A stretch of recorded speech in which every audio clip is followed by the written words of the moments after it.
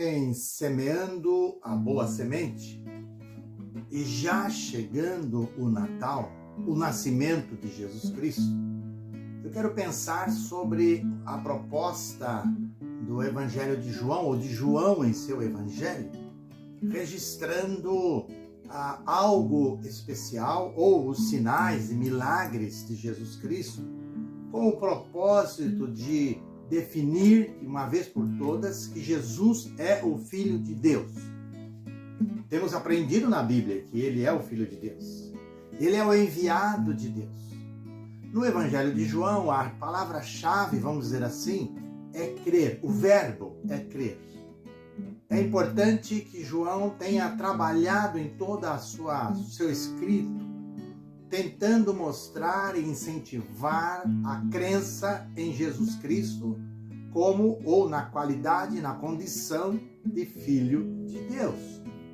Vem aí o Natal, mais uns dias, e, na verdade, muitas pessoas, ainda que se assentem à mesa de forma fraternal e comemorem o Natal, muitas vezes, e muitas pessoas não têm voltado o seu pensamento e não têm percebido que essa festa magna do cristianismo é pelo nascimento de Jesus.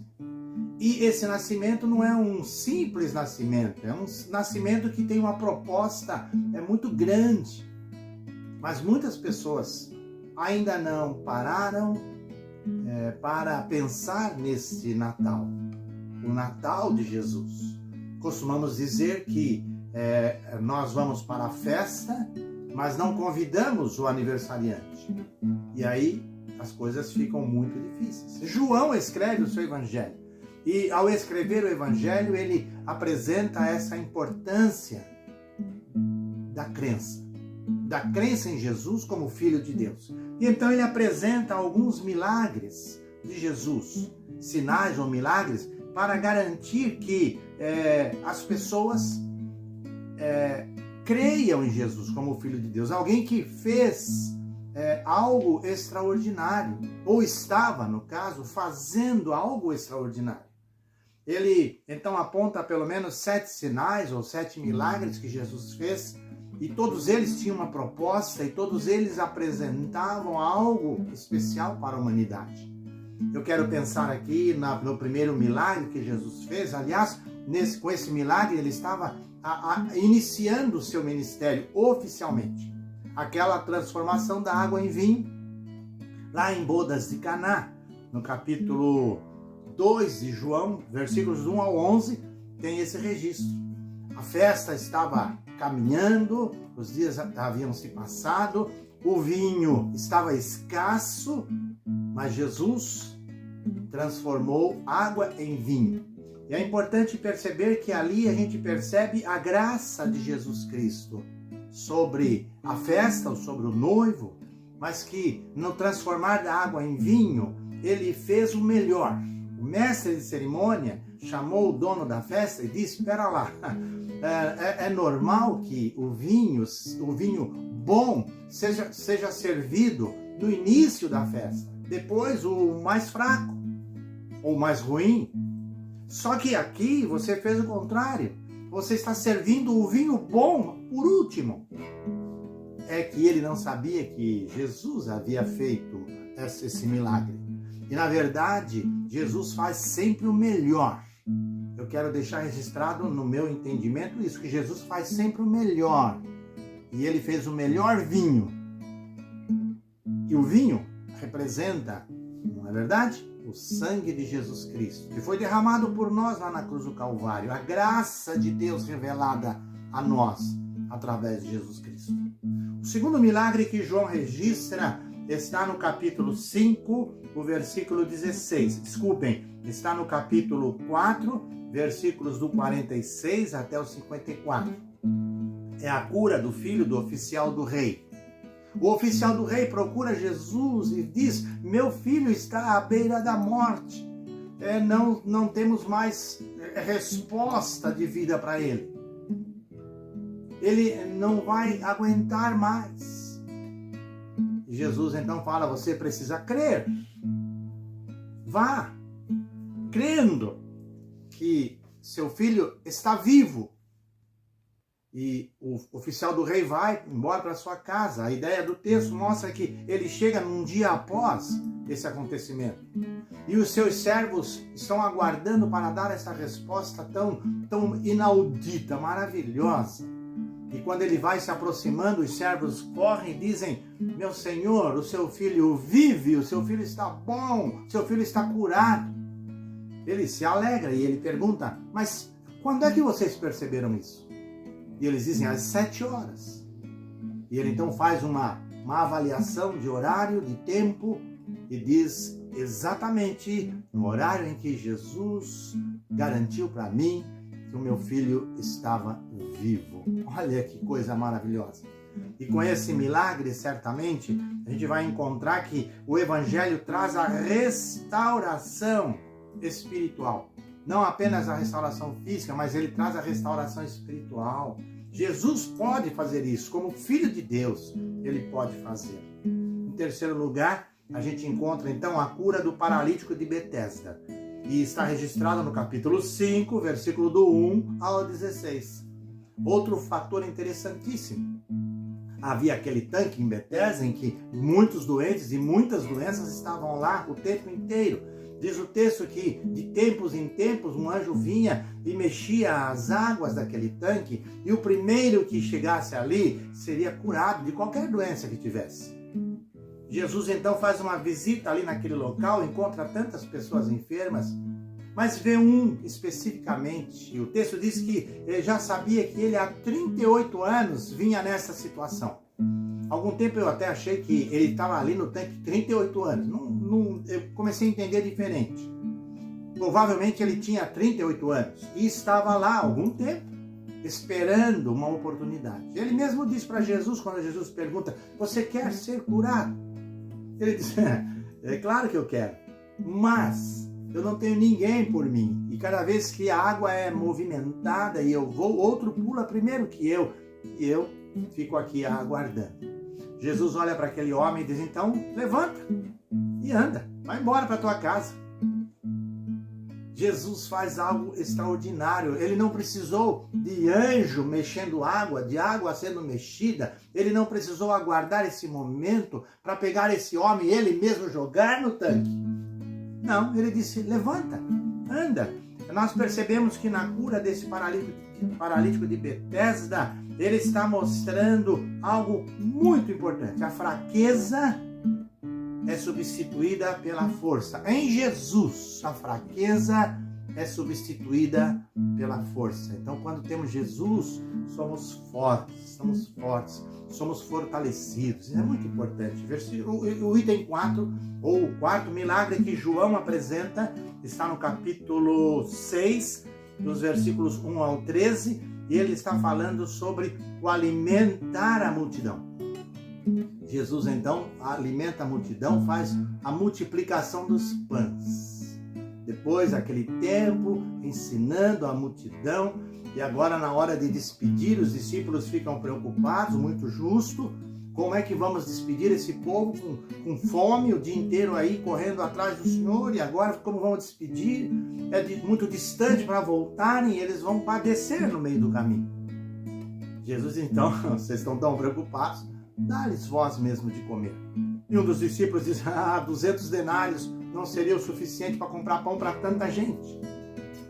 Mas aparece um outro discípulo que traz um lanche de um menino com 5 pães e 2 peixinhos e o entrega a Jesus. Aquele menino que poderia ser egoísta e dizer: não, esse lanche é meu, guardei até agora, vou comer. Não, ele também ofereceu a Jesus. Quando se oferece a Jesus, mesmo que seja o mínimo, mesmo que seja a última coisa que temos, certamente vamos ser beneficiados por Jesus Cristo. E a gente sabe a história, como é que terminou, não é? Jesus fez o milagre, multiplicando aqueles 5 pães e 2 peixinhos, e a toda a multidão, mais de 5.000 pessoas, homens, foram alimentados.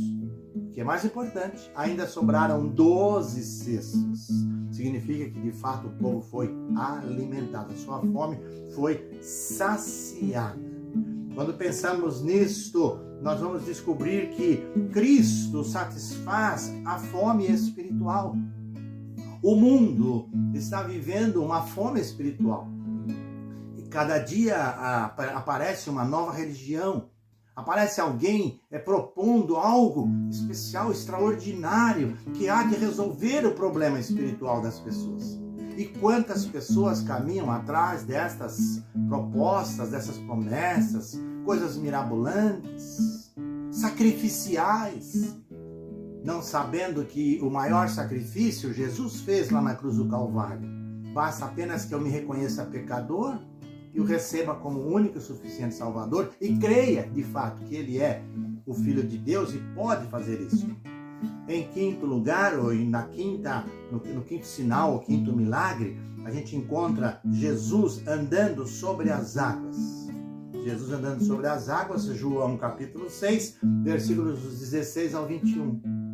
Já era escuro, os discípulos já tinham ido, Jesus tinha ficado, mas agora Jesus foi, o texto diz isso. E quando Jesus vem se aproximando, mesmo em meio ao vendaval, havia muito vento, tá? Os discípulos viram aquele vulto que vinha se aproximando do barco. O texto diz que eles temeram, ficaram com medo. Será um fantasma? Eu sempre penso, tantos homens ali e tal, com medo de um fantasma. Mas Jesus diz, não tenham medo, sou eu. E quando os discípulos perceberam que era Jesus, um mais afoito, me permitam usar esse adjetivo, um mais afoito, chamado Pedro, disse, então, se é mesmo o Senhor, manda que eu vá ter contigo, manda que eu ande sobre as águas. E Jesus falou, vem, pode vir. E Pedro foi, desceu do barco e foi andando sobre as águas. E nós sabemos o que aconteceu. O vento era forte, ele acabou ficando com um certo medo, duvidou e foi afundando, mas pediu socorro e Jesus o socorreu. João não registra esse fato de Pedro ter andado sobre as águas, mas quando a gente lê o Evangelho de Mateus, no capítulo 14, versículo 13, o evangelista Mateus, registra esse fato. Interessantíssimo. E é importante pensar sobre algo necessário. O Senhor transforma o medo em fé. Muitas vezes nós estamos amedrontados por coisas as mais diversas, mas Ele transforma o nosso medo em fé. Se cremos, se temos fé, então Ele há de mostrar o caminho melhor para cada um de nós. Em sexto lugar, sexto milagre, João, no capítulo 9, versículos do 1 ao 7, está dando vista ao cego. E é um fato interessante esse, porque os discípulos passaram com Jesus, viram aquele homem cego de nascença e questionaram Jesus. Não sei se tinha que estar questionando, mas questionaram. Ô mestre, diz aí para nós, quem é que pecou? Foi esse aí ou foram seus pais para que ele nascesse cego? Jesus falou, não, nem ele, nem os pais pecaram. Mas ele nasceu assim para glorificar a Deus. Muitas vezes nós achamos que as coisas ruins acontecem porque estamos fazendo algo que não devia ter feito e alguma coisa não devia ter feito mesmo, com certeza. Mas muitas coisas que nos acontecem, que nós não aceitamos, elas são para glorificar o nome de Deus. E muitas vezes temos perdido a oportunidade de glorificar o nome de Deus porque não temos aceito situações adversas no nosso viver. Mas é importante que Jesus tenha dito, nem ele, nem os pais pecaram. E aí, um fato que me chama muita atenção é que Jesus, diz o texto, cuspiu no chão. Cuspiu no chão. Fez um lodo e untou os olhos daquele cego. E disse para ele, vai lá no tanque de Siloé. Vai se lavar. E o texto diz que ele foi, e quando voltou vendo, voltou enxergando. Eu sempre paro aqui para dizer que essas coisas nós precisamos aprender. Há muitas pessoas que ensinam que eu tenho que orar, e se eu orar com fé, eu vou ser curado. E eu creio nisso também. Mas Jesus dá um exemplo para mim, o maior, ele fez um remédio.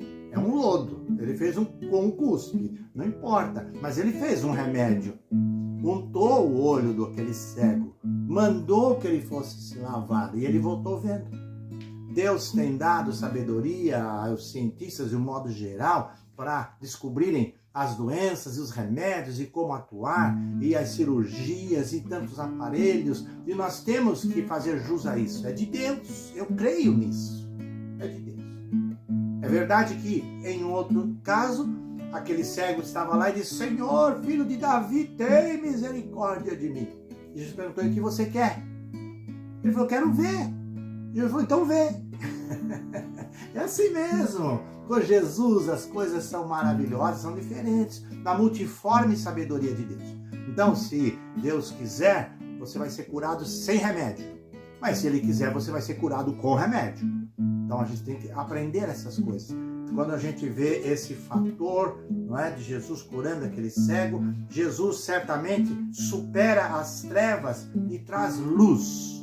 O Evangelho de Mateus registra isso. O povo que estava em trevas viu a maravilhosa luz. Jesus é a luz do mundo. Então, quando estamos nas trevas do pecado, só Jesus pode iluminar a nossa visão e nos dar a percepção da realidade da vida. Esse texto, esse milagre está em João capítulo 9, versículos de 1 até o versículo 7. E em última colocação, o sétimo milagre é um milagre lá que aconteceu com Lázaro. Jesus ressuscitou Lázaro. Está registrado em João capítulo 11, versículos do 1 até o 44. Uma história longa.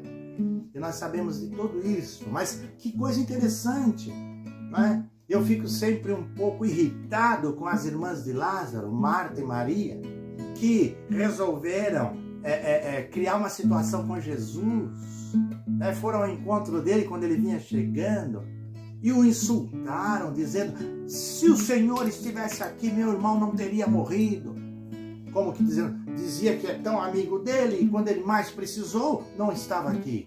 Quantas vezes nós cobramos as pessoas indevidamente, injustamente? No caso de Jesus, eu vejo dessa forma. E ele falou: mas não é bem assim. Se você crer, olha a importância do crer. Se você crer, você vai ver algo extraordinário. E elas viram, não é? Elas viram. Depois, quando ele foi lá para onde estava Lázaro sepultado, vejam que algumas coisas acontecem. Ele chorou, no versículo 35 diz que ele chorou, mas ele também olhou e falou: então onde que está? É aqui? Tira a pedra. E a irmã do defunto, a irmã de Lázaro, diz: não faça isso. Já são 4 dias, já cheira mal. Já pensou? Esse é o conceito que ela tinha agora de Lázaro, seu irmão. Mas não conseguiu acreditar que esse Jesus, que não estava antes dele morrer, agora estava para o ressuscitar. E nós conhecemos a história em que ele então chamou Lázaro para fora e ressuscitou, entregou Lázaro para suas irmãs. Jesus certamente tem algo extraordinário para todos nós, não é? O Evangelho, ele leva a pessoa da morte para a vida. Enquanto mortos em nossas ofensas e pecados, mortos para Deus, através de Jesus, nós temos vida e vida eterna. É muito importante considerar isto e descobrir que João teve essa preocupação de nos ensinar e de mostrar a importância do crer que Jesus é o Filho de Deus. Eu quero falar sobre a importância ainda do crer, mas não posso falar nesse vídeo, do contrário ia ser muito longo. Mas no próximo eu volto para falar sobre a importância do crer para obtermos a vida eterna. Pensa nisso. Eu desejo que Deus abençoe a sua vida. E eu quero convidar você a se inscrever no meu canal, dar lá o seu joinha, compartilhe com outras pessoas. O meu propósito é edificar, ajudar cada um daqueles meus ouvintes ou assistentes, né, para a edificação. E isso certamente são sementes, pequenas sementes, que edificam, boas sementes.